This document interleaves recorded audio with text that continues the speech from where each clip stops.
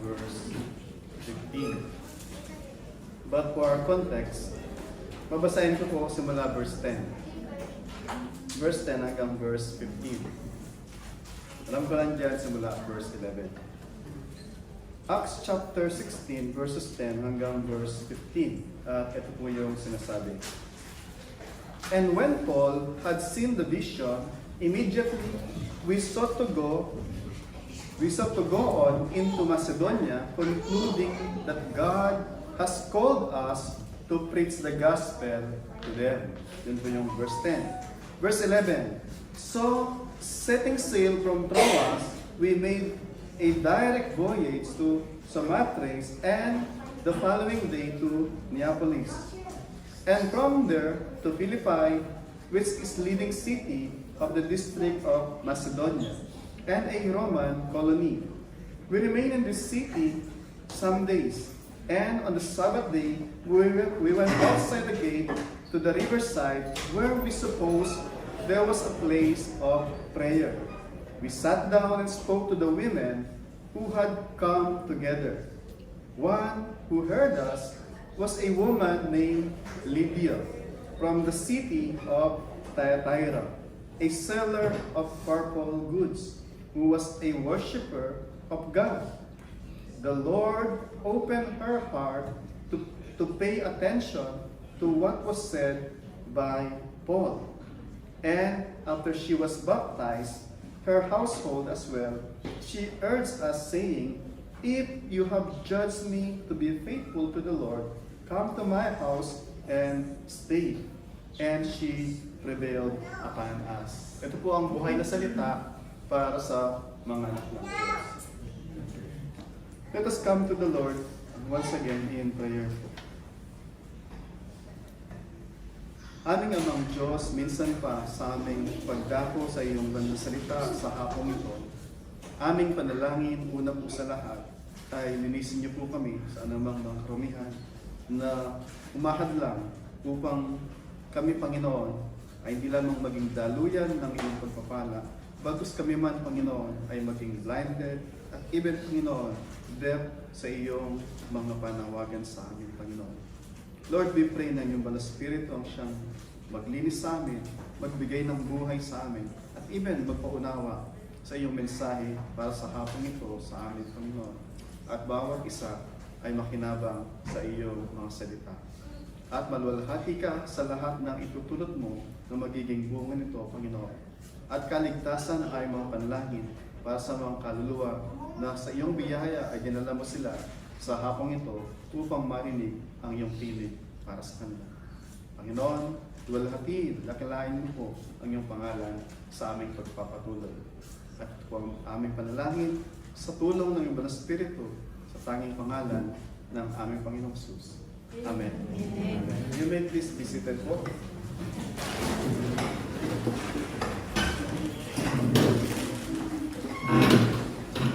Yung title po ng ating mensahe ay The Conversion Story of Lydia. The Conversion Story of Lydia. So ito ay istorya at the same time testimonya ng conversion ni Lydia. Kung narito kayo last anniversary celebration ng church, nagbigay ng testimony si Ate Lerma at saka Sister Joy na kanilang conversion story. And bago yon, Sister Lanin at saka Sister Janet Lucas, nagbigay sila ng testimonya ng kanilang conversion. And Lord willing, sa 13th anniversary celebration ng church, meron din tayong mga in-invite na magbigay din ng kanilang conversion story for the edification ng church and for the glory ng Panginoon. So this time, sa hapong ito, ay tutunghayan natin yung conversion story ni Lydia. So si Lydia yung ating titingnan natin ngayon sa hapong ito. So, binati ko, meron tayong makikitang mga sub-points sa ating mensahe sa hapong ito. So, conversion story of Lydia. Tingnan natin yung verse 10 hanggang verse 13. Makikita natin dito yung necessity. Pag sinabi mong necessity, yung kailangan siya, importante. necessity ng gospel proclamation. Dun sa conversion ni Lydia, yung necessity o yung importance ng gospel proclamation. Makita natin sa verse 10 hanggang verse 13. And then makita natin sa verse 14, hindi lamang yung gospel proclamation, bagkus yung ang Diyos gagamitin niya yung proclamation of the gospel in bringing conversion. Para may sakatuparan yung conversion. So may nangangaral at yung pangangaral ng tao kakasangkapanin as an instrument ng Diyos to bring yung conversion. Ito na tawag na effective calling. And then makita natin yung verse 15, yung evidence ng conversion. So may ebidensya na nagpapakita na genuine yung conversion ni Lydia.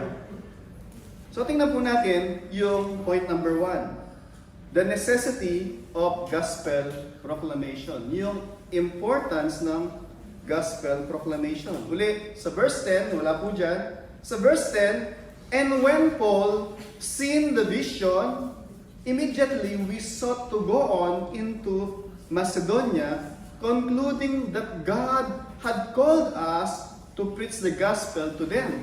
Tanong mo natin doon sa Acts chapter 16, verse 6, si Pablo gusto nilang pumunta sa Asia to preach the gospel. Kung saan hindi pa naipapahayag ang mabuting balita, ay gusto tumungo doon ni Pablo kasama ng kanyang mga missionary entourage para ipangaral ang mabuting balita. Subalit, sabi doon, kung tingnan natin, the Holy Spirit, sabi doon, forbid them not to speak the word in Asia. Hindi sila pinagbawalan, pero hindi pa ngayon para dyan. Sabi ng Holy Spirit sa kanila. Hindi nireject kasi later on, yung 7 churches sa Asia Minor, sa Revelation, lahat yun ay mga churches sa Asia. Sa Ephesus, Thyatira. So nandun yung mga churches na yon na kung saan nandun sila sa Asia Minor. Yun yung modern day Turkey. And then sa verse 7, sabi doon, so hindi sila pinayagan pumunta sa region of Phrygia and Galatia. And then sabi doon, verse 7, and we have come up to Mysia. They attempted to go to Bithynia, but the Spirit of Jesus did not allow them. So makita natin dito, doon sa kanilang pagnanais na ipahayag yung mabuting balita. It is even the Lord and the Holy Spirit, siya yung in charge. Siya yung nag-guide kila Apostle Pablo, kay Lucas, kay Timothy, kung saan sila darako o kung ano yung priority. So makita natin dito, yung dependence sila dun sa Holy Spirit, yung dependence sila sa Panginoong Jesus. So going back sa ating pasahe, sabi sa verse 10, God has called us to preach the gospel to them. Doon sa naminakita siyang vision na meron isang lalaki na humihingi ng tulong. Sabi doon sa verse 9, and a vision appeared to Paul at night. A man of Macedonia was standing there urging him and saying, come over to Macedonia and help us. Yung help na sinihingi niya, hindi, and bring relief goods, and bring kung ano man na material, hindi. Yung to bring the good news, to bring the gospel. And so sabi ni Pablo, do sa verse 10, and when Paul had seen the vision, immediately, sabi niya, immediately, we sought to go on into Macedonia, concluding that God has called us to preach the gospel to them. Sabi doon, immediately, sila ay sumunod. Hindi sila nagsabi na, oh, sige, let's have a one-man prayer meeting. Ito yung sinasabi lagi ni Pastor Dong, na yung isang sasakyan, pag nakahinto, itutulak mo, ang hirap, hindi mo matulak yon. Kahit na si Kuya Vic mag-isa doon, hindi niya matutulak, pwede maitulak niya, pero I doubt kung mag-move. Mag-move siguro, konti-konti. Pero yung umaandar, sasakyan, ang dali mong i-maneuver, di ba? Ganon din yung barko. Na umaandar, ang dali mong i-maneuver kahit gaano siya kalaki. So makita natin dito sila Pablo, they were Nandun sila, umuusad sila. Hindi sila naghihintay, Lord, saan? Wala akong magawa. Wala akong maisip sa buhay. Ano ba yung gusto mong gawin ko sa buhay? Hindi ganun si Pablo na walang magawa and then nakatingin sa langit. Ano kaya yung pwede kong gawin? Hindi. Nandun siya. Umaakto na siya. Lord, ano ba yung gusto mong gawin namin? At on the way sila. As they sail, the Lord is directing yung kanilang mga ginagawa. Naget niyo po yung point ko? Hindi tayo na parang passive. Yung pag-siyang passive, alam mo yung parang naghihintay ka lang lagi. Active sila, involved sila sa gawain ng Panginoon. And when the Lord, the Holy Spirit, directed them, ang dali nilang mag-move, ang dali nilang mag-obey dun sa nais ng Panginoon. And then, sabi doon, so they sailed from Troas, they made their direct voyage to Samothrace following day to Neapolis. So ano yung pinupoint doon? Makita po natin dito, yung kanilang readiness to share yung mabuting balita. Ulit, to share yung mabuting balita. Si Pablo, ito na yung second missionary journey niya. Natapos na yung unang missionary journey.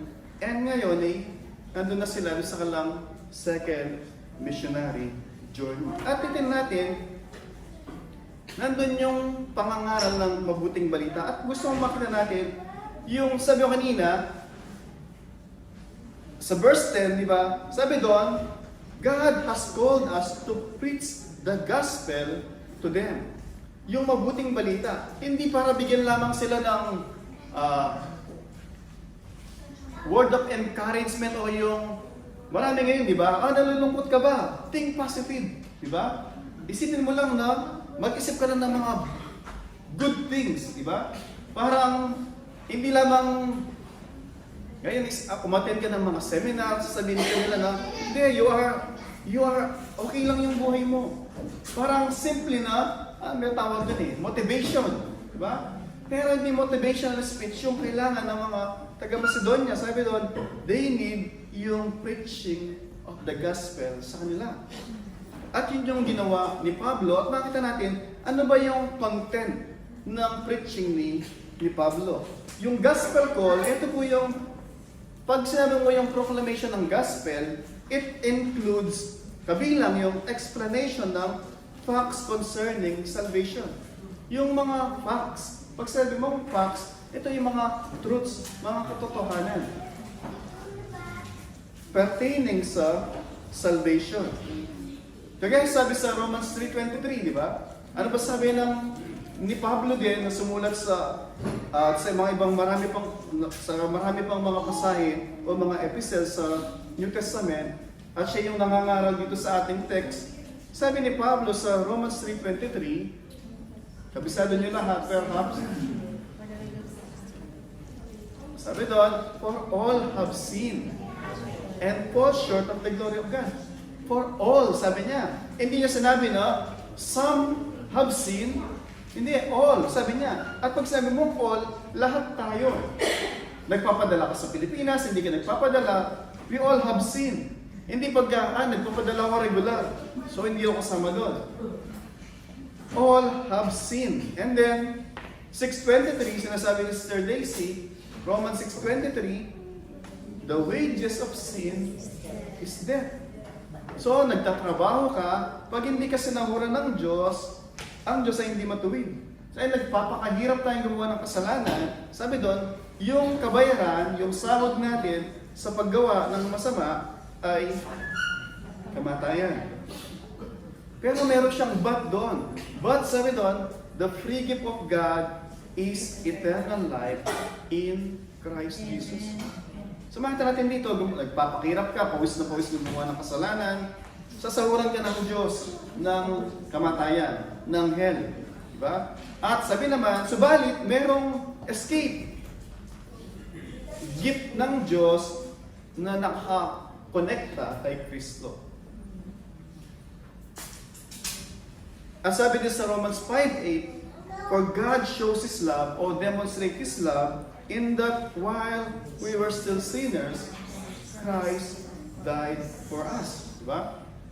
So, hindi na hinintay na maging mabuti ka munang asawa, maging mabuti ka munang anak, maging mabuti ka munang ama, at saka kanya iniligtas. Ano yung sabi doon? While we were yet sinners, Christ died for us. So minsan yun ang sasabihin natin pagka meron tayong mga kaibigan nagsasabi, ayusin ko muna yung buhay ko tsaka mag-church. Sabi ng Panginoon, for exactly who you are, come to the Lord and He will set you free from bondage. He will fix your life. Hindi kanya tatanggapin kung sino ikaw and then hayaan niya manatili na ganun ka. Tatanggapin kanya sa kanya, lalapit sa kanya, pero aayusin kanya. Hindi ka lamang niya i-make cover. I-recreate ka niya into a new creation. So, hindi lamang yung explanation of the facts concerning salvation, but it involves also yung invitation to respond to Christ. It's not enough na sabihin mo, merong kasalanan, kabayaran ng kasalanan, kamatayan, at may buhay na walang hanggan. It's not enough. Lagi na kinakailangan na invite mo yung mga tao na to respond dun sa offer na grace na kaligtasan ng Panginoon. Kasi yung tutugon lang, yun lang ang magkakaroon ng salvation. Kung di sila tutugon, available yung kaligtasan, pero hindi available sa kanila. Kasi hindi sila nag-avail. Yun exactly sinasabi ng Panginoong Jesus mismo. Sabi niya sa Matthew chapter 11 verse 28, come to me all who are labor and heavily laden, sabi niya, and I will give you rest. Come. Nag-i-invite siya. Hindi sinabi na, ito yung kaligtasan. Bahala kayo kung anong gawin niyo. Nalaan yung lagi ilustrasyon natin. Example, ngayon malamig, di ba? Puro may sakit, may trangkaso, may ubo. And then, example, pumunta ka sa bahay ni Pastor Dong, nandun tayo kanina, 2 pharmacist yung anak niya, di ba? Ang daming gamot, di ba? Meron dong Combantree, may diatrams, di ba? Tapos inuubo ka. Meron dong Formula Forte, di ba? Meron gamot doon sa ubo. And then, inuubo ka. Sabi ni Pastor Dong, meron gamot dyan, nandun sa shelf lang. Tapos kinuha mo. Pero obedient ka, Pastor Dong, di ba? Seryoso, di ba? So, nilagay mo sa mesa. Tapos, kumuha ka na ng kutsara. Nandun yung botelya, di ba? And then, may kutsara na rin. Tapos, after 1 hour, magtatapos na yung Bible study natin. Para ka pa rin bulldog na inubo ng inubo. Tapos, sabi ni Pastor Dong, uminom ka na ba? Sige Pastor, nandito lang sa table. Tapos, nagtapos ng kainan, papunta ng church, inubo ka pa rin. Tapos, uminom ka na ba? Hindi Pastor, sige lang, mamaya. Nandun yung gamot. Ready na pagalingin ka, pero ayaw mong mag-take ng gamot. Hindi ka gagaling, di ba? Kahit na nandun yung gamot, you have to take yung gamot na available. Ikat niyo po. So, ganun din yung ipipreach mo yung gospel, but at the same time, people has to respond.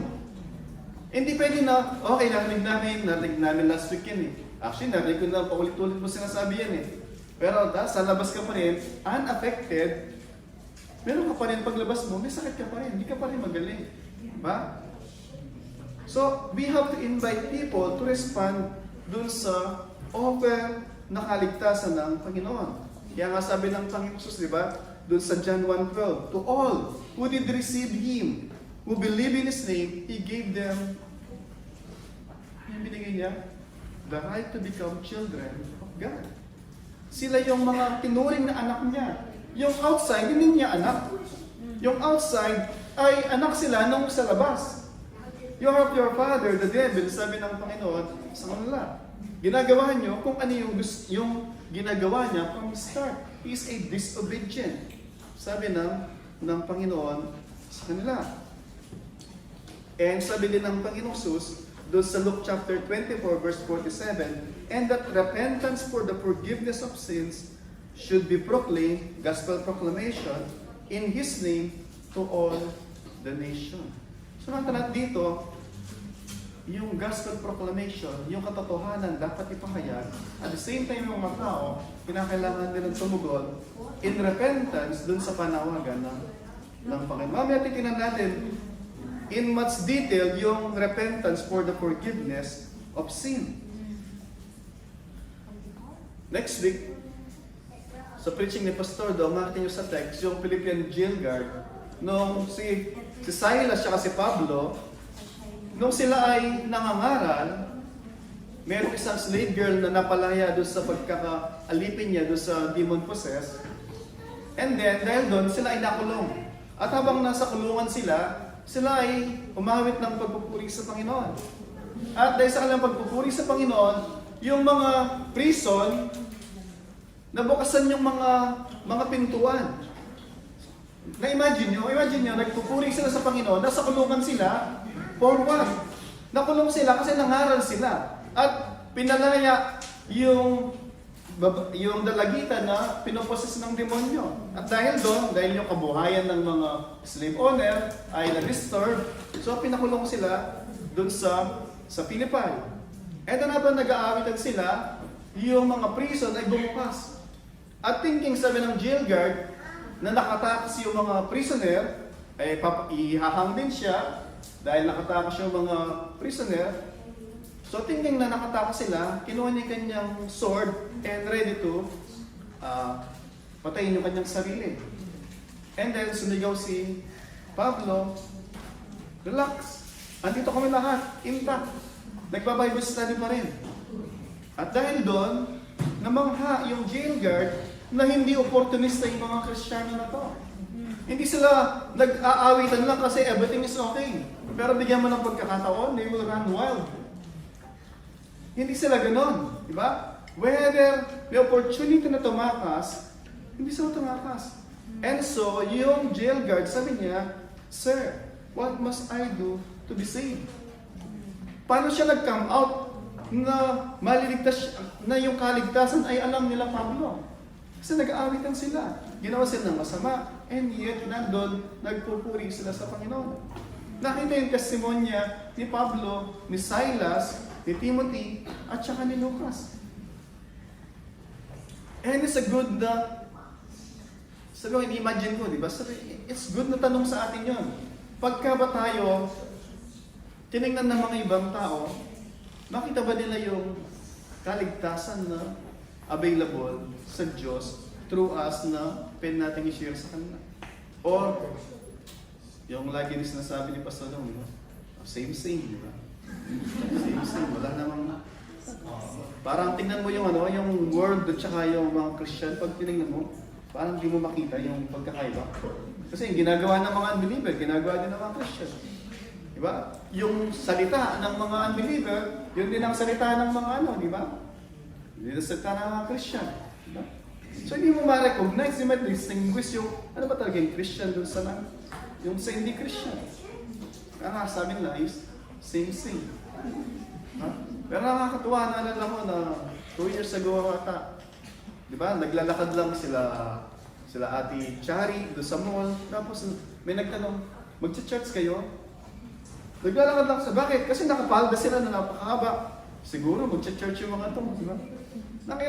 Nakita yung decency sa kanilang mananamit. Hindi sinasabi, magpalda kayo lagi, huwag magpantalon. Yung point ko is, hindi pa sila nagsasalita. Nakita yung decency, siguro mag-church mga to. At tama nga sila. God ginamit ng Panginoon yung providence na yun para makita yung mga tao na to at sila man, madala sila sa church. Tawag doon, providence. It is God working sa buhay ng isang tao at kinikilusin niya, tingnan mo yun. Diba? Kaya nga minsan nasa mall kayo, diba? Nagkukwentuhan kayo, kumakain, mas ang ingay, diba? Lahat kahit hindi Christian, kahit hindi ba ka Pilipino, ano meron doon, di ba?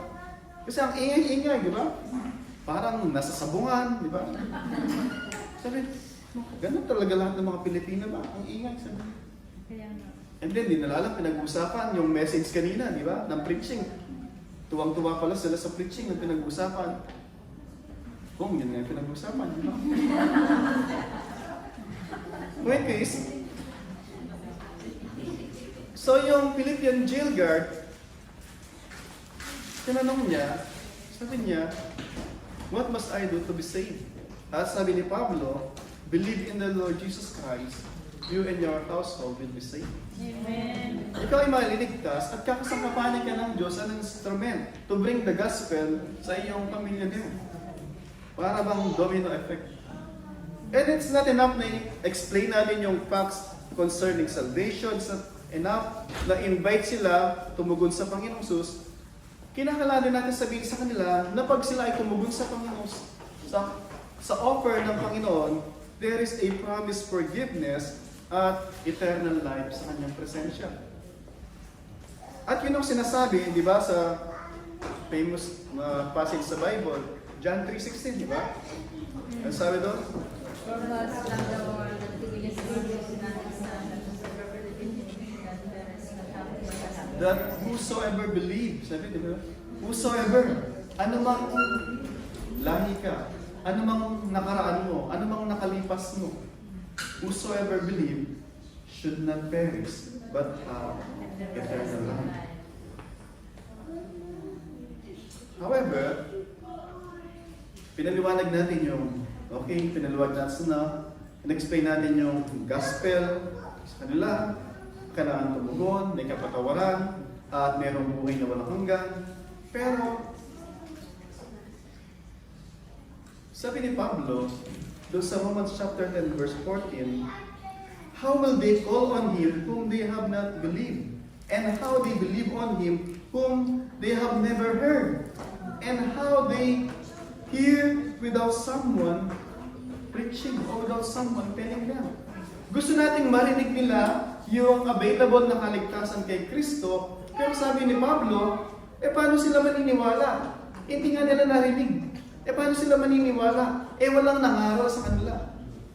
At paano nila malalaman yung daan patungo sa buhay na walang hanggan kung hindi sila nagkaroon ng opportunity na marinig nila yung mabuting balita? At yun yung sinasabi sa atin ng Apostol Pablo. Sa Apostol Pablo, sabi nga, ito yung second missionary journey niya. At makita niyo yung nakaraan, di ba, sa verse 6 ng Acts chapter 16, kung gusto pumunta doon, yung Holy Spirit, binablock sila. Gusto pumunta sa kaliwa, binablock sila. And then kung tayo lang nasabi natin, ako na nga yung gusto mag-share. Lord, pero bakit sinasara mo lahat ng pintuan? Hindi sinasara ng Diyos yung pintuan, pagkos nilid siya doon sa ito muna na yung priority ngayon.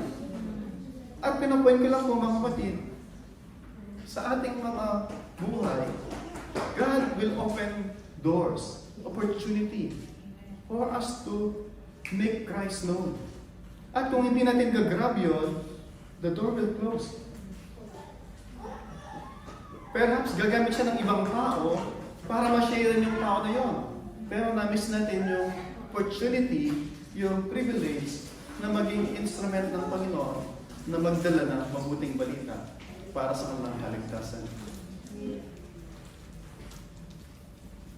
Minsan, di ba, excited tayo pagka merong isang good news na nangyari sa ating buhay. Example, natagdagan ka ng 200 na sahod. Di ba? Tuwang-tuwa ka na hindi ka makapaghintay na nasabihin kung sino naman yung alam mo na ka-close mo. Best 6, di ba? O Ma'am Chi, di ba? Natagdagan naman ng 200, di ba? O 200 lang daw ba? O yung matagal mo nang hinihintay na mag-propose sa'yo, nag-propose sa'yo.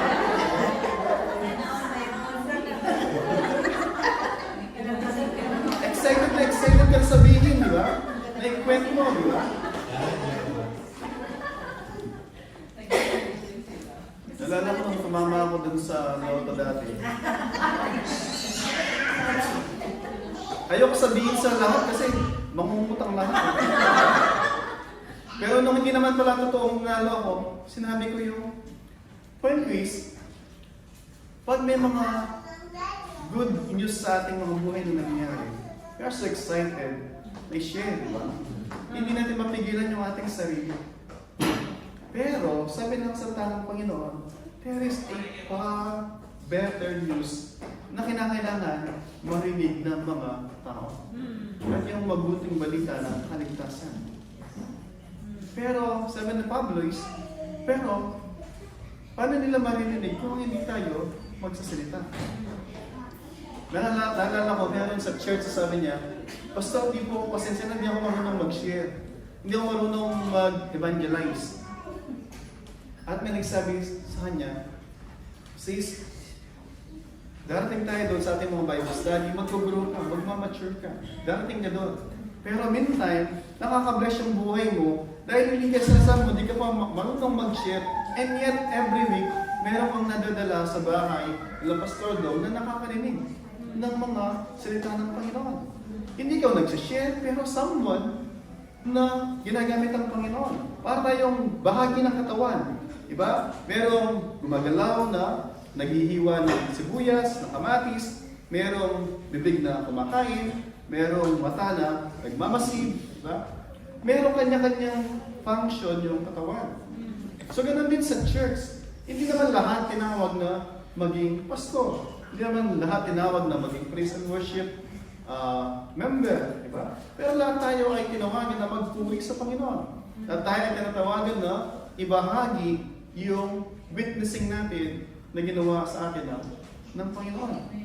So makita po natin dito, ano yung pinapoint ko lang, people, merong available na kaligtasan in Christ, but they have to be made aware of. Kailangan naman lang malaman kung saan at kung kanino masumpungan. Merong isang beggar na nasumpungan niya yung ang daming isang namakmak na nakatambak na mga kubos. Alam niyo yung mga bread nila na bilog dito, di ba? Pagka kami sa Texas ba yun? Hindi, sa yung kinakain natin sa IBM na ang daming mga tasa, di ba? Nung nakita niya na ang daming available na bread, at tapos dami niyang mga beggar na mga kasama niya, excited siya na tinawagan niya sila. Ito yung bread. At nakinabang yung lahat. Kaya no, minsan ganun tayo.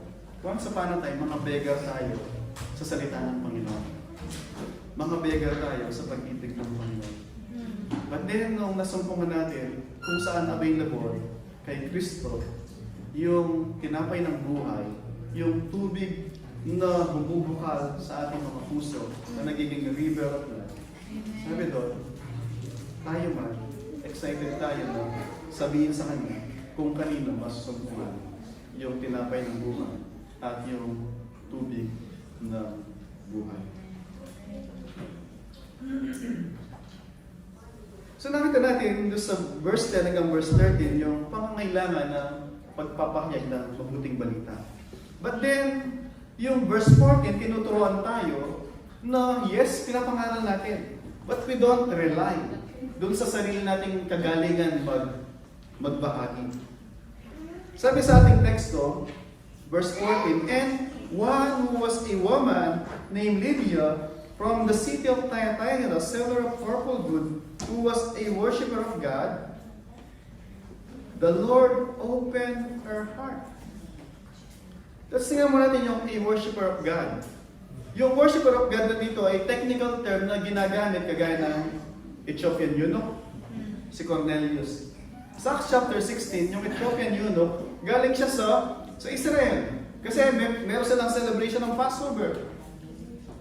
Si Cornelius, isang Roman, sabi daw centurion, and then he's a man was devoted, sabi doon, he prayed to God consistently at tumutulong doon sa mga may hirap. Pero sabi doon, sa Acts chapter 10, hindi siya saved. Tawag sa kanila mga God-fearers. God-fearers, technical term na kung saan, kung hindi ka Israelite, hindi ka Israelita, at ikaw ay sumamba o kinilala mo yung Diyos ng Israel, si Yahweh, tawag sa iyo ay God-fearer. Pero kung ikaw ay nag-proselyte na, in-embrace mo yung kanilang mga rituals, seremonya, ikaw ay tinatawag na proselyte. Proselyte, itatawagin ka rin doon na isang parang US citizen. Parang ganon. So sa kanila, isa ka ng Hudyo. Pero yung worshiper of God, God-fearer, ibig sabihin, hindi siya completely in-embrace yung mga, hindi siya proselyte. Pero sumasamba siya o kinikilala niya na yung Diyos ay yung Diyos ng Israel. Get niyo yung pagkakaiba? So, si Lydia ay, sabi doon, siya ay taga Thyatira. Ito ay sa Europe, sa Macedonia, sa Philippine. So, ibig sabihin, siya ay isang European. At sabi doon, the Lord opened her heart. Sabi ko kanina, kinakailangan ipahayag yung mabuting balita. Diba? But at the same time, we don't rely sa sarili nating kagalingan magsalita. Sa sarili kakayahan natin na pag nangaral ka, na siguradong tutugon yung mga tao. Hindi. As we preach, as we share, as we evangelize, we are crying, we are pleading to God na buksan ng Diyos yung puso ng mga taong dinadala natin, ng mga taong pinapanalangin natin, ng mga taong sinashare natin. Kasi we cannot open yung heart ng tao. But God, sabi dito, can open the heart. Kaya sabi doon na, nandun yung proclamation ng gospel na ginagawa natin. At the same time, we pray, we rely doon sa Holy Spirit na kikilos sa puso ng mga tao. Nakakasangkapanin. Kakasangkapanin yung proclamation ng gospel. Yun ang tinatawag ng effectual ruling. Sabihin yung gospel proclamation, gagamitin ng Diyos, the Holy Spirit, para buksan yung puso ng mga tao at sila ay tumugon sa panawagan ng Diyos ng kaligtasan. And sabi doon, so the Lord opened her heart to pay attention, to listen. Ulit, titignan niyo yung sa Acts chapter 10, may panaginip si Cornelius, a God-fearer, pero sa Acts chapter 11 lang siya naligtas. Noong si Pedro ay nangaral ng mabuting balita at tinanggap ni Cornelius yung mabuting balita at saka pa lamang siya naligtas. Ganon din yung eunuch. Yung eunuch galing sa Jerusalem. Nag-celebrate ng celebration ng kapistahan sa Israel. And yet, nung naglalakbay siya pabalik ng Ethiopia, sabi ng Holy Spirit kay Filipe, sabi niya, Filipe, punta ka sa gawing desyerto at merong karwahe doon, sabayan mo. Sabi mo, naglalakbay yung karwahe at tinelaport siya ng Holy Spirit at nandun siya kasabay ng karwahe, tumatakbo yung karwahe, si Felipe tumatakbo din. Na-imagine nyo? Parang muli-buli, parang gano'n, di ba? Si Jimmy Santos. Ano yung point doon? Ang bilis ng karwahe, pero paano nakaka-catch up yung si Felipe na tumatakbo? At sabi doon, nagbabasa ng Isaiah, yung eunuch, at sabi ni Felipe, naintindihan mo ba yung binabasa mo? Sabi ng eunuch, paano ko maintindihan? Unless na may magpaliwanag. At pinaliwanag niya, and then sabi doon, at siya ay naligtas. Ano po yung pinapoint doon? Someone na hinanda ng Diyos yung puso, hinanda si Cornelius, hinanda yung eunuch, and merong pipitas na lang si Felipe at saka si Pedro ready to harvest yung hinandang puso ng Panginoon. So matanat dito, to pay attention. Because sabi dito, paano mo papaniwalaan yung hindi mo naunawaan? Diba? So sabihin natin na, kailangan mo manampalataya sa Panginoon. Ano yung papanampalataya mo? Hindi, ayaw ko mag-church. Gusto ko lang sa bahay. Umaawit lang ako. Nanonood ako ng TV, umaawit ako. Hindi ka nakakarinig ng preaching. Ano yung papaniwalaan mo? Diba? Sabi doon, sa ating basahin, the Lord opened her heart to pay attention to what was said by Paul. Si Pablo ay nangangaral ng mabuting balita, ikinondisyon ng puso ni Lydia para mag-pay ng attention dun sa preaching ni Pablo at siya ay maunawaan niya at siya ay tutugon.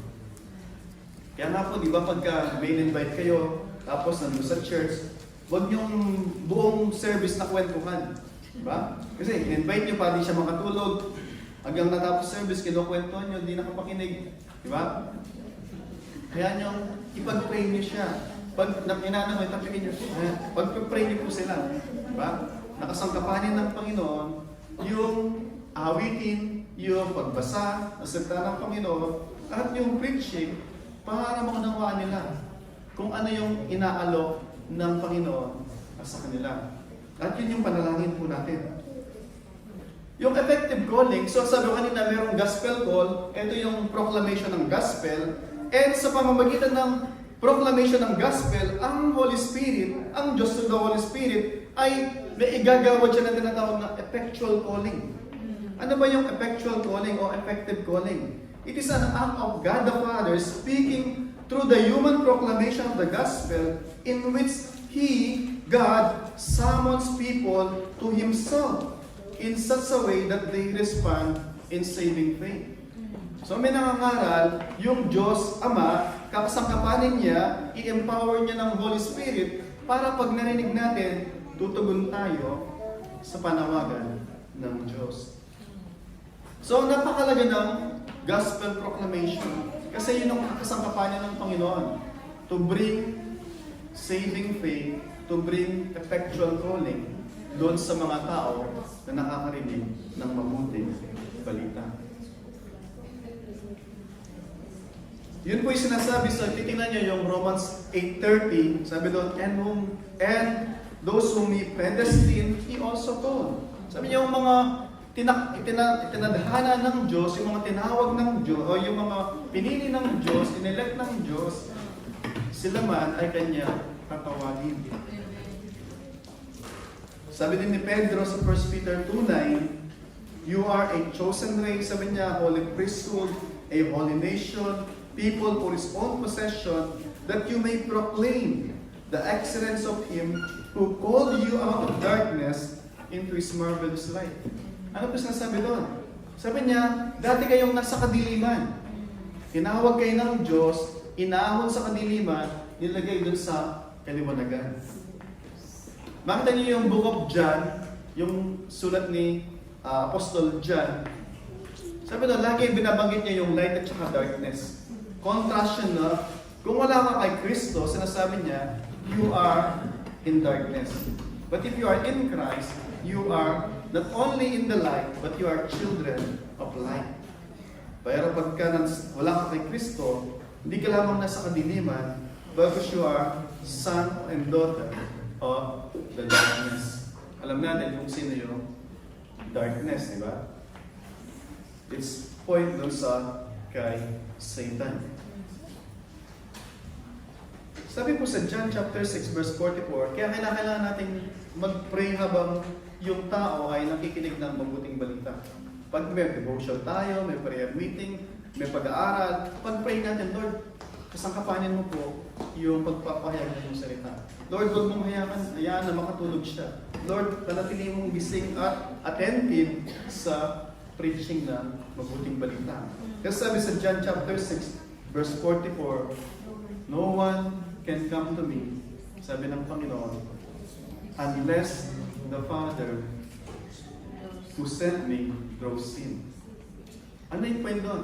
So we cry sa Diyos Ama, Lord, have mercy on him, open his or her heart. Yun lagi na panalangin po natin. And then bakit natin, going back sa ating usay, sabi doon, to pay attention to what was said by Paul. Lagi, pinapakita dito sa atin na yung conversion is a product ng willing response to the gospel call.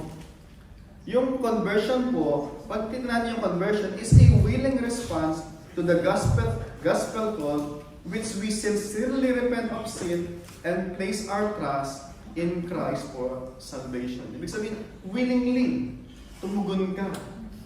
In repentance, yung repentance is from self yung reliance to trust kay Jesus Christ for our salvation. At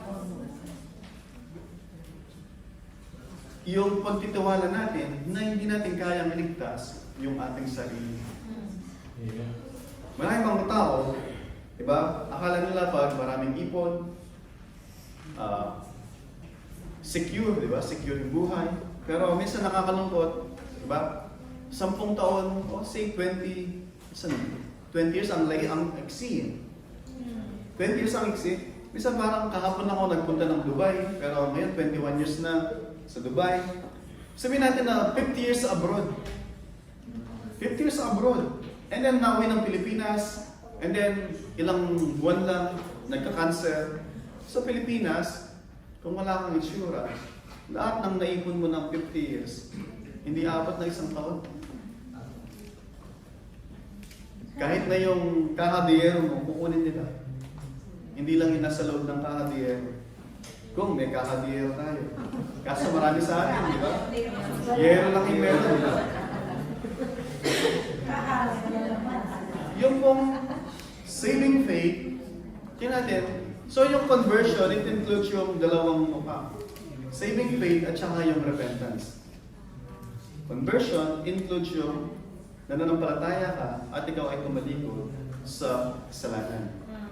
So saving faith, sa madaling salita, ito natin na, sabi ko kanina, it involves yung knowledge dun sa facts, approval dun sa facts, at saka yung dependence dun sa Panginoong Jesus. Tingnan natin yung mga ilang pasay sa Bible na simple na alam mo yung Bible, example, alam mo to, alam mo yung nakasulat dito, it will not make you a Christian. Uli po, kahit alam mo yung mga nakasulat dito, it will not make you Christian. Kasi po, sabi ni James na kapatid ng Panginoong Jesus, sa James chapter 2 verse 19, you believe that God is one. Kaya pinag-usapan kanina. Very good, sabi niya. Nananampalataya ka sa isang Diyos. Kasi dati naniniwala sila sa maraming Diyos eh.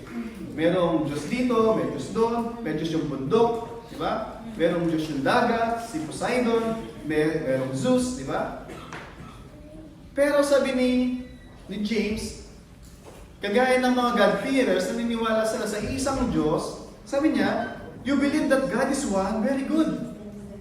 Even, sabi niya, may karugtong, even the demons believe and they shudder. Ay sinasabi niya, akala mo kung naniniwala ka sa Diyos, naniniwala ka sa Bible, will make you Christian. Sabi niya, hindi po. Kasi kahit sa demonyo, sabi niya, naniniwala sa Bible, pero hindi sila Christian. Diba? Nung nangangaral ng Panginoong Jesus, pagpunta pa lang siya sa mga lugar, nagpupunta pa lang siya, sinasalubong pa siya ng mga possessed na mga demon possessed. Mark chapter 5, magbabasahin nyo. At ano sigaw nila? We know who you are. You are the Holy One of God. Yung demonyo, kinoconfess na si Kristo, He is the Son of God. Pero yung mga tao, mga Pariseo, mga Skriba, Saduceo, ay nire-reject siya. Anong point ko doon? Mga demonyo, mas alam nila tungkol sa Panginoong Jesus. Pero hindi sila Christian. Hindi sila converted. Hindi sila saved. And pagsamahin natin, alam mo yung katotohanan at sinasang-ayunan mo yung katotohanan. It will not also make you Christian. Alam mo yung katotohanan kasi marami pininiwalaan nila ay hindi naman yung base sa Bible eh. Meron silang inimbentong gusto nilang paniwalaan lang. Diba? Yung mga neat and pick na mga pipili lang kung ano yung convenience sa kanila, yan ang papaniwalaan nila. Pero suppose na alam mo yung katotohanan at sinasang-ayunan mo, it will not make you also a Christian. Sabi sa John chapter 3 verse 2, merong isang si Nicodemus at sabi niya sa Panginoon, Rabbi, we know that you are a teacher from God, for no one can do the sign that you do unless God is with you. Ano sabi ni Nicodemus? Alam namin na ikaw ay galing sa Diyos. Dahil yung ginagawa mo, ang tanging makakagawa lang ay kung ang Diyos ay sumasa iyo. Pero si Nicodemus ay hindi siya saved. Until this time. Pero later on, pag namatay na ang Panginoong Jesus, isa siya kasama ni Joseph of Arimathea, kukunin yung body ng Panginoon.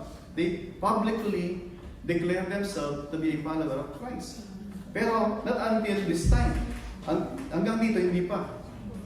Point ko lang, alam mo yung katotohanan, sinasangayunan mo, it will not also make you a Christian. At sa Acts chapter 26 verse 27, nung si Pablo, nililitis siya ni King Agrippa. Sabi niya kay King Agrippa, King Agrippa, do you believe the prophets? Sabi niya. King Agrippa, do you believe the prophets? Sabi niya. And then sabi ni Pablo, I know, you know. Alam ko naniniwala ka. Pero si King Agrippa, ay hindi rin po Christian. Kagaya ni Nicodemus. Ano po yung point doon?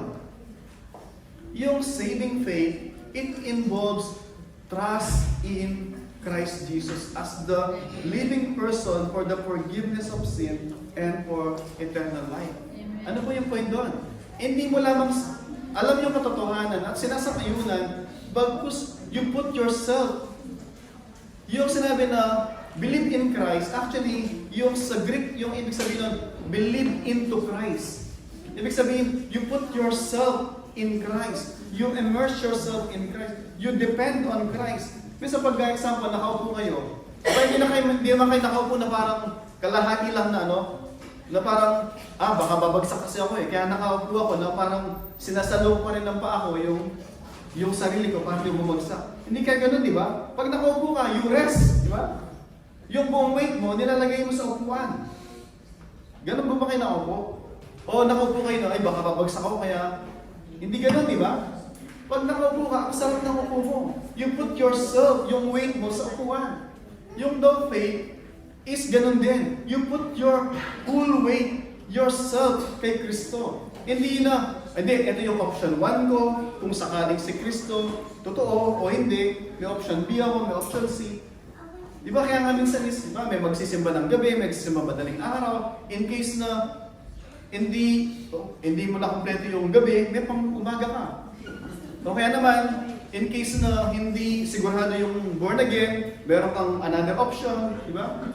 Kaya nga yung iba, di ba, umaga sisimba muna saan, tapos yung hapon sisimba dito, bisan gabi, iba pa yung sinisimbahan, di ba? Para at least, merong, hindi pumalyaman yung A, pumalya yung B, merong C pa rin. Hindi yun yung Christianity. Hindi yung faith. Yung faith na sinasabi dito, you put your full self kay Kristo. Na si Kristo ay maiingatan ka niya at magagawa niya yung pinangako niya na papatawarin ka sa iyong kasalanan at bibigyan ka ng buhay na walang hanggan. At so yun yung trust, yun yung faith. Pero other side, parang yung coin, di ba? Yung coin, sabi ko kaya conversion, para siyang coin. Dito sa isang side, nandun yung trust sa Panginoon. On the other side, nandun yung repentance. Ano ba yung repentance? Tingnan natin yung repentance. Ito ay heartfelt sorrow for sin. You are sorrowful, nagigrieve ka, nagmamorn. Ikaw ay nagdadalamhati, nagluluksa doon sa kasalanan. At ito ay idinidenounce mo na namumuhi ka doon sa kasalanan. And sincere commitment to forsake and to walk in obedience kay Kristo. Bigyan ko po kayo ng ilang example. Sa Bible, usually magkasama lagi yung faith at saka repentance. Sabi sa Acts chapter 20 verse 21, si Pablo testifying to Jews and to Greeks, repentance toward God and faith in our Lord Jesus Christ. Uli, sabi niya, yung pinapangaral ni Pablo, sabi doon, repentance yung ginagamit niya towards God.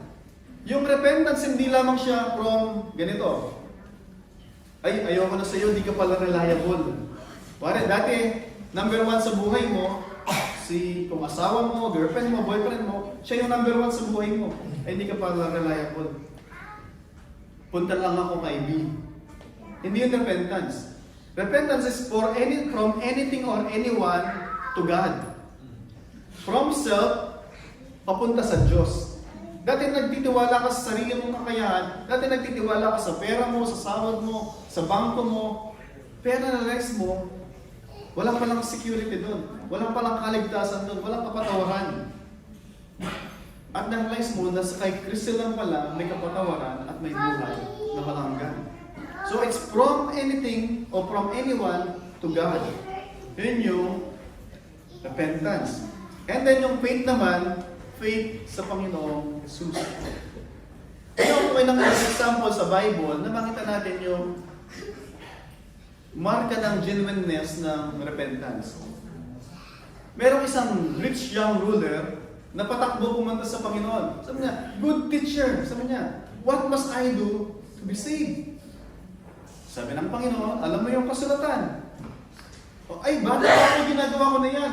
Buhat ng bata ako, sinusunod ko yan. Sabi ng Panginoon, okay, to test. Uli. From start. Merong isang rich young ruler, mayaman siya, at patakbo, excited, pumunta sa Panginoon, Master, good teacher, ano yung gagawin ko para magkaroon ng buhay na walang hanggan? Sabi ng Panginoon, alam mo yung kautusan, alam mo yung nasusulat. Ay, bata pa ako, sinusunod ko na yan. Okay, sabi ng Panginoon, let's test kung talagang bata ka pa, sinusunod mo na yan. Diba? Sabi ng Panginoon, kasi sa Deuteronomy chapter 6, verse 5, you should love the Lord your God with all your heart, with all your might, and with all your soul. Lahat, with all your being, sabi ng salita ng Panginoon. So, test number 1, sabi ng Panginoon, He said to him, ay nagsisalita pa yung rich young ruler, Teacher, all this I kept from my youth. Ba't bata ako, ginagawa ko lahat na yan, sabi niya sa Mark chapter 10, verse 20. Verse 21, ito yung test ng Panginoon. Sabi niya, okay, let's see then. Go, sell all that you have, and give to the poor, and you will have treasure in heaven. And come and follow me. Sabi ng Panginoon, okay, test number 1, kung totoo yung sinasabi mo. Ari-arian mo, benta mo lahat. And then, sabi niya, bigay mo sa mga mahirap. At hindi sabi ng Panginoon na magiging dukha ka, hindi niya sinabi gano'n. Ibenta mo sa, and then, bigay mo sa mahirap, at magkakaroon ka ng kayamanan sa langit, sabi ng Panginoon. Hindi niya sinabing maghihirap ka.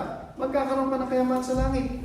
And, pag natapos na yon, bumalik ka at maging follower kita, sabi niya. And verse 22, sabi, disheartened, broken-hearted, by the saying, yung sinabi ng Panginoon, he went away sorrowful, for he had great possession. Ready siya, di ba?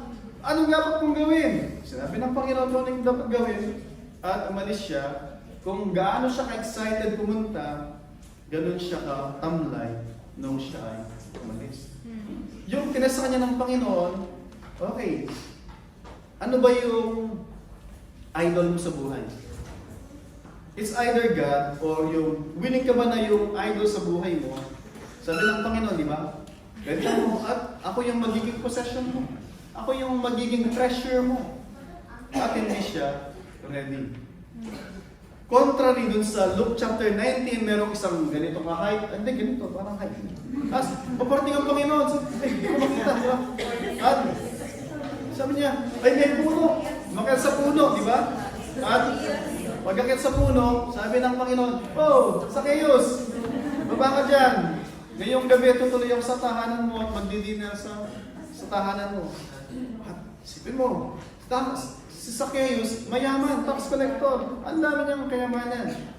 And then, sabi si Zacchaeus, Luke chapter 19, verse 8, and Zacchaeus stood and said to the Lord, Lord, sabi niya, Lord, behold, Lord, na naman, Lord, behold, Lord, kalahati ng aking ari-arian, ibibigay ko sa mahirap. Kalahati, sabi niya, and if I defrauded anyone, kung may dinaya ako, ibabalik ko ng 4 na ulit. Ano ba yung matitira sa kanya? Kalahati pa pamigay niya. At ang dami niyang dinaya. Kung inutangan kita ng 1,000, ibabalik ko ng 4,000. Hindi inutangan pala, dinaya. Sabi ni Zacchaeus, kontra nito sa young ruler, di ba? Si Zacchaeus, nung na-encounter niya ang Panginoon, he's willing to give up everything for Christ. So, tingnan natin naman, meron pa isa. Kanina pinuntahan natin si Nicodemus, di ba? Nung si Nicodemus ay pumunta sa Panginoon ng gabi at sabi niya, good teacher, we know that you are a man from God. Because you cannot do the things that you do except God is with you. Okay. Hindi sinabi ng Panginoon, okay, Nicodemus, test number 1. Ibenta mo lahat ng ari-arian mo at bumalik ka sa akin. Hindi ganun yung sinabi ng Panginoon, di ba? O sige, balikan natin si Nicodemus. Mag-jump muna tayo dun sa Samaritan woman. Sa John chapter 4. Diba? Mayroong isang Samaritan woman, umiigib siya ng tubig dun sa tanghaling tapat. Kasi yung mga walang babae na sumasalong ng tubig dun sa tanghaling tapat kasi outcast siya. Diba? And then, yung Panginoon bilang isang rabbi, hindi siya dapat nakipag-usap sa babae, much more sa isang Samaritan. And then, sabi ng Panginoon, dahil yung mga lagad niya, buluin ng tinapay, kinausap siya ng Panginoon. Bigyan mo ko ng mainom. Nagulat yung babae, yung Samaritan woman, sabi niya, paano na ikaw ay isang Hudyo, humingi ng tubig sa akin? Bakit mo ako kinakausap? Kasi na-shock siya. Kasi para sa mga Hudyo, hindi worth kinakausap sa babae. And then, sabi ng Panginoon, kung alam mo lang yung tubig na ibibigay ko sa iyo, ay bubukal sa puso mo, sabi niya, ikaw pa hihingi sa amin. Sabi ng Samaritan woman, bigyan mo ko niyan. Bigyan mo ko ng tubig na yan. So ano sabi ng Panginoon? Sabi ng Panginoon, sa Samaritan woman, go call your husband. Tingnan mo, ano yung kinalaman ng husband dun sa tubig, di ba? Humingi siya ng tubig. Bigyan mo ko ng tubig. Sabi ng Panginoon, tawagin mo yung asawa mo. Di ba? Paano natin makukonekta yun? And then sabi ng Panginoon, sabi niya, sabi ng Panginoon, call your husband, pumunta kayo dito. And the woman said, wala akong asawa, sabi niya. At sabi ng Panginoon, totoo, sabi niya, you are right in saying I have no husband. Dahil sabi niya, verse 18 ng John chapter 4, for you have had 5 husbands, sabi niya. 5, naka-5 ka na. At yung kasama mo ngayon, hindi mo asawa.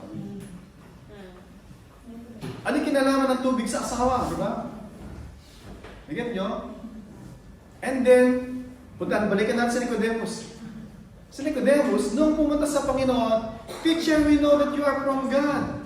Otherwise, hindi mo magagawa yung ginagawa mo except God is with you. Hindi sinabi ng Diyos, hindi sinabi ng Panginoon, okay Nicodemus, test number 1. Benta mo lahat ng ari-arian mo, pumunta ka sa akin, at sumunod ka sa akin.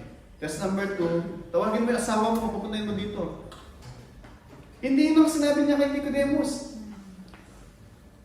Yung rich young ruler, alam ng Diyos na yung possession niya, yun yung kanyang idol. Yun yung kanyang breaking point. Yun yung kanyang weakness. Yun yung kanyang treasure. Yung woman, so kinakailangan i-address ng Panginoon yung idol sa buhay ng rich young ruler. Yung Samaritan woman naman, na alam niya na wala siyang ibebenta. Mahirap siya. Pero meron siyang kinakailangan i-address. Yung sinful life niya na from one bed to another man. Yun yung in-address ng Panginoon. Kay Nicodemus, hindi niya sinabi na, benta mo yung ari-arian mo, tawagin mo asawa mo, hindi. Si Nicodemus, bilang alam niya yung salita ng Panginoon, and yet, sabi doon, pag titanan niyo yung sa John chapter 3, sabi ng Panginoon sa kanya, John chapter 3 verse 10, Jesus answered him, are you the teacher of Israel? Are you the teacher of Israel? Sabi niya. And then, sabi niya sa dulo ng verse 10, but you do not receive our testimony. Sabi ng Panginoong Sus, teacher ka ng Israel. Nakasulat to patungkol sa akin. Pero di ka naniniwala sa akin. Pero kami, alam namin kung ano nakasulat at kami, dinideclare namin to. Pero kayo, nire-reject nyo. Ano po yung point ko doon? Yung genuine repentance, hindi pwede magsasabi ka na, Lord, patawarin mo ako. Pero dito pa rin ako ha. Lord, patawarin mo ako, Lord, dito sa bagay na to. Pero Lord, at tutuloy ko pa ha. Yun yung in-address ng Panginoon dun sa rich young ruler. Yung kanyang security ay doon sa kanyang possession. Yung Samaritan woman, yung kanyang challenge sa buhay ay yung sexual immorality niya. Hinahanap niya yung kaligayahan. Hinahanap niya yung kasiyahan. Hinahanap niya yung approval from other people. At yun nung in-address sa kanya ng Panginoon. Si Nicodemus, alam niya yung nasusulat, pero ayaw niya magpasako. At yun ang in-address sa kanya ng Panginoon. I-address ng Panginoon sa atin kung ano yung alam niya na hadlang para tayo lumapit sa Panginoon. Titignan po natin mga kapatid, ano ba yung hadlang sa atin, umaadlang sa atin para tayo lumapit sa Panginoon. At kung tayo ay Kristiyano na, sa ating text, natin sa verse 15, sabi doon, and after she was baptized, nung siya ay nanampalataya doon sa gospel na narinig niya, she repented and she believed, she cast yung kanya sarili kay Kristo, sabi doon, on the same day, nagpabautismo siya. Hindi siya muna nagsabi na, pwede bang bigyan mo muna ako ng 1 year na mag-isip? O sa birthday ko na lang. Di ba? May ganun, di ba? Sa birthday ko pa sir, magpapabaptize na ako. Kaya hindi sinabi kung kailang birthday, di ba? Baka 60th birthday, 70th birthday. Point is, si Lydia, yung genuineness ng kanyang conversion ay pinakita sa obedience niya. Nagpabautismo siya. Isa yun sa hinihingi ng Panginoon, di ba? Go make disciples, baptizing them in the name of the Father, Son, and the Holy Spirit. At siya ay sumunod. At yun ang ginawa nila Pablo. And then sabi doon, hindi lamang siya nagtapos na nagpabautismo sumunod. She became a partner of the gospel proclamation. Sabi doon, if you have judged me to be faithful to the Lord, come to my house and stay. Missionary sila Pablo. Ibig sabihin, kung saan sila pumunta, perhaps kagaya ng Panginoong Jesus, kung saan-saan sila tumutuloy. At sabi ni Lydia, since mga misyonaryo kayo, wala kayong permanent na tuluyan, habang narito kayo, gamitin nyo yung tahanan ko bilang inyong home base. What a generosity, di ba? Makita natin dito yung partnership niya. Hindi lamang hospitality yon, but bagkus partnership sa gospel. Pag nandun sa bahay niya, yung rep niya bukas, di ba? Yung pag-aasikaso niya sa kanila, at hindi lamang mag-isa si Pablo. Grupo sila. Yung partnership doon sa gospel. Nung tayo po niligtas ng Panginoon, hindi lamang tayo tinawag na, hindi lamang niya tayo tinuring bilang mga anak at pinatawad sa ating kasalanan at binigyan ng buhay na walang hanggan. Tayo ay kanyang tinuring na partners doon sa kanyang gawain, sa kanyang ubasan. At tayo, bilang mga partner, mayroong mga partner na, kasi mga kumpanya, diba? May mga partners na kaya nagkakaiwalay yung mga kumpanya, diba? Kasi mayroong iba na hindi faithful doon sa partnership nila. Anong klaseng partners po tayo ng Panginoon? Kung partners tayo sa gospel. Kung dito na po tatanong natin, si Lydia, isang example, sabi niya, come to my house, use my house. Para sinasabi lang niya, whatever I have, I offer it to the Lord for His service. At magagawa lang niya yun kung mismo yung sarili niya, binigay niya sa Panginoon. Hindi sinabi na, hindi okay na Monday lang kayo sige, okay na, may Thursday pa kayo Okay, meron pa kayong Monday, Sunday morning, sige. Hindi lamang yung attendance ni sasabihin ko sana Sylvia, o si Lydia pala. Ni Lydia, yung binigay niya yung kanyang sarili sa Panginoon at binigay niya yung stewardship na pinagkatiwala sa kanya ng Panginoon para sa ikakalwalhati at ikakalago ng gawain ng Panginoon. Gusto kong gamitin yung binigay niya yung stewardship na pinagkatiwala sa kanya ng Panginoon. Binigyan siya ng Panginoon ng resources. At sinabi niya sa Panginoon, Lord, whatever I have, Lord, use it for your glory. And minsan, yung meron lang tayo, yung katawan lang natin. Sabihin yung physical natin, Lord, I'm here. I don't have silver, I don't have gold, Lord. Lord, but here I am. Use me. Lord, gusto mong dalhin sa church yung nakasama ko lagi sa bus, yung nakasama kong naglalakad ng aso, Lord. Lord, help me. I-invite ko siya mamaya, Lord. Lord, bukas makasama ko naman yung Lord. Please help me. I pray. Kasangkapahan niyo ako. Handaan niyo puso niya. Pag in-invite ko siya, mahalin niyo yung gospel, Lord. Lord nawa, kasangkapahan niyo ako. Naalala ko, mag-close ako doon sa isang kwento na. Kwento ito ni Brother Ramil na hindi ko makalimutan. Sabi niya may isang pastor na nangangaral. At sabi niya, doon sa atin sa Pilipinas, yung mga pastor ay talagang walang sahod at umaasa lang tayo sa biyaya ng Panginoon. At mayroon isang contest, yung lemon, pipigay nila hanggang wala nang makatas. Diba yung lemon sa atin, di ba? Yan mo lang, tapon mo na, di ba? Ang dami pang laman, di ba? Pero doon sa contest na yan, as in wala nang may piga. Pero napiga pa rin niya at meron pa rin nalaglag. Ibig sabihin, ganun siya, ganun yung need. Na kahit na yung last drop, mapipiga pa rin niya kahit wala nang maipiga. At meron nagkwento kasi, sabi niya, so sa church, sabi nung merong isang rancho, sabi niya, at meron siyang mga babuyan. Sabi niya, Pastor, sabi niya, alam niya kasi yung anak ng pastor, alas din naman pag-aaral dahil yung umaasa lang sa suporta ng church. Eh, yung pastor, yung anak niya magka-college, tapos may high school, may elementary. At umaasa lang doon sa mga gagamitin ng Panginoon doon sa church. Hindi ko sinasabi ito para pag-aralan niyo si Ate Iris.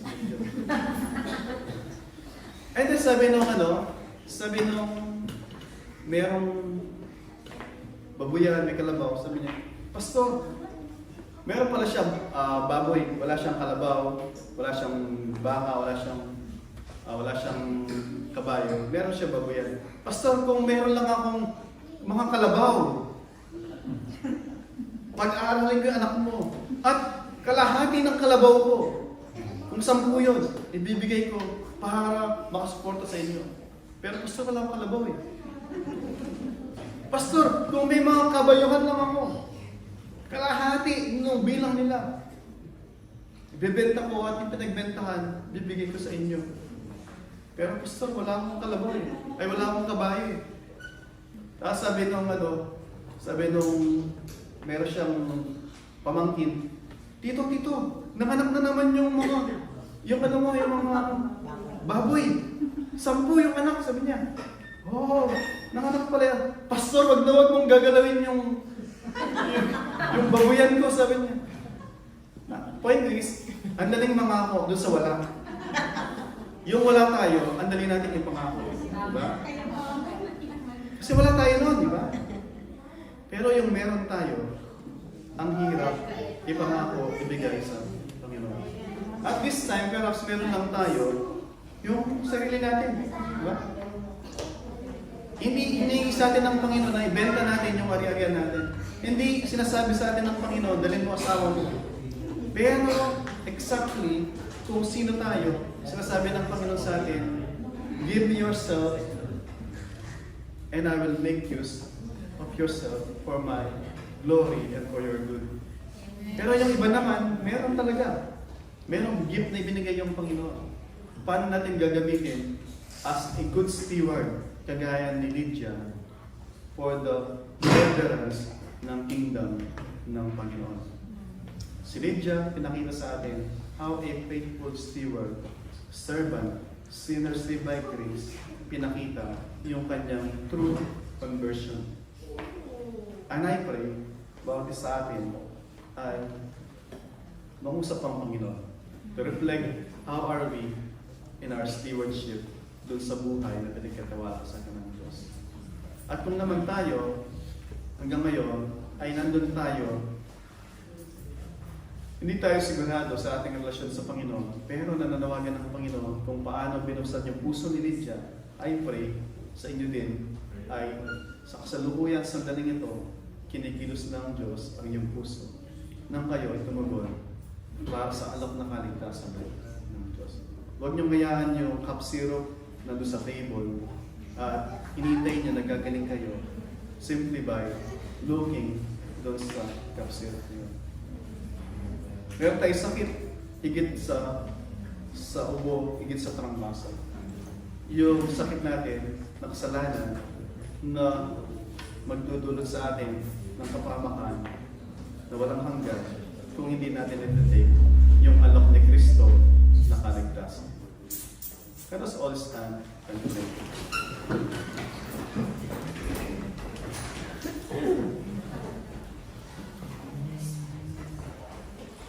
I pray po na sa ating pagtatapos, search our hearts po at mangusap tayo sa Panginoon.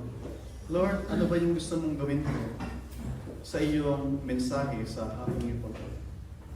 Lord, marami akong mga narinig na nagpapakita ng kung paano nila dinemonstrate, Panginoon, yung kanilang buhay after na na-encounter ko. Kagaya ni Lydia, ni Zacchaeus, yung eunuch, si Cornelius, at even Lord, yung sa scripture reading kanina, na si Ruth.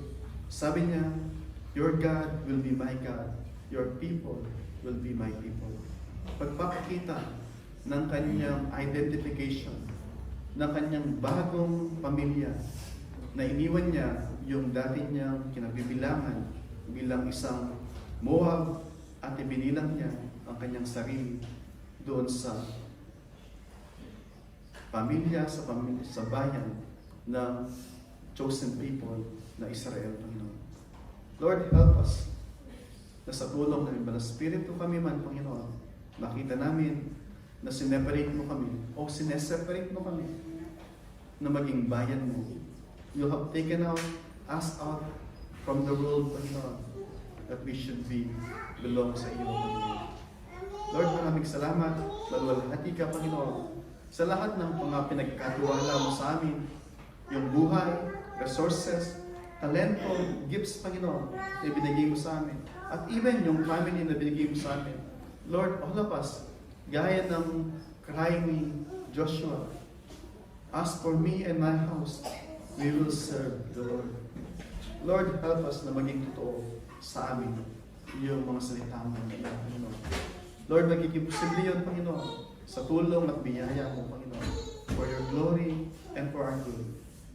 Lord, maraming salamat sa aming pagpapatuloy, Panginoon, sa buhay na to, even sa aming paglabas mamaya, Panginoon. Lord, tulungan mo po kami, Panginoon, na magliwanag saan mo man kami dalhin. And Lord, help us na sa tulong po ninyo, yung mga tao sa paligid namin, makita nila na buhay ang Diyos na sumasa amin. At sila man, naisin nila, Panginoon, yung pagkilos, yung pagbabago na ginagawa mo sa amin.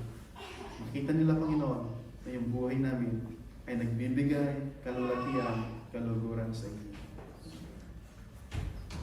And now to Him who is able to keep you from stumbling and to present you blameless before the presence of His glory with great joy, to the only God our Savior, through Jesus Christ our Lord, be glory, majesty, dominion, and authority before all time, and now and forever. Amen.